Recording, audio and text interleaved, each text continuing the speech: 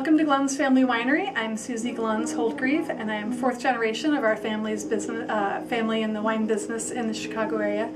My brothers and sisters and I started our winery here in 1992, and this is a new release for us this year. This is our Pinot Noir.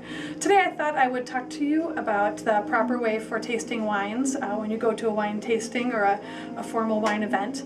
The first thing when you're pouring the wine, typically you'll see people twist the bottle. You don't want to twist the bottle when you're bringing it up.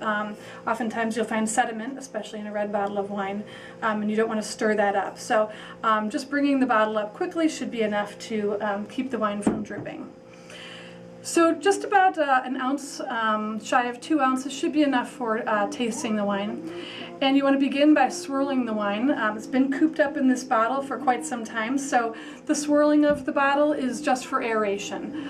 You want to get some air into the wine, open it up, and so this would be the swirling, and then sniff. And you want to put your nose right down into the glass and make sure that as you're tasting or as you're smelling the wine, you want to be thinking to yourself, you know, what it reminds you of, what it smells like, what kind of notes does it remind you of. After smelling the wine, it'll also give you an indication if the wine is good or corked. If it smells like a cork or if it smells moldy or musty, you might have a bad bottle. Typically a bottle will go bad because of the cork, not poor production. So opening another bottle, even from the same vintage or same producer or same case, you can find a completely different a wine that might be certainly acceptable. Typically it'll just be because of a bad cork or the wine's been oxidized. This is smelling beautifully. So I'll take a small sip after the swirl, and sniff is sip.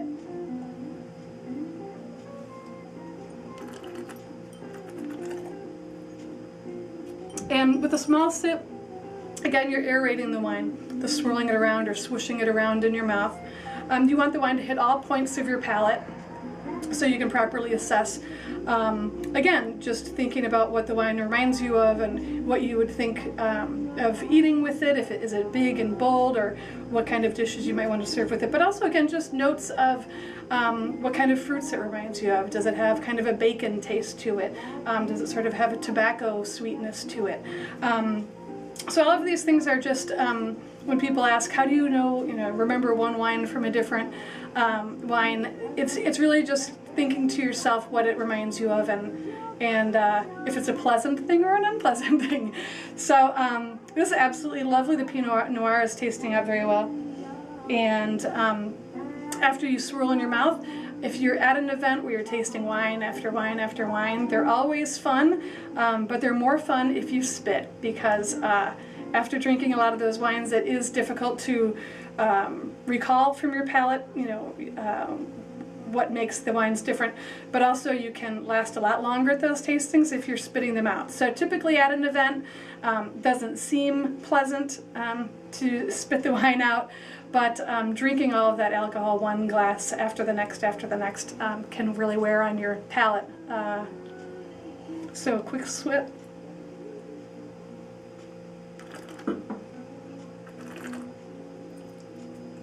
And just to lean down and let the wine fall out. It doesn't have to make a big mess.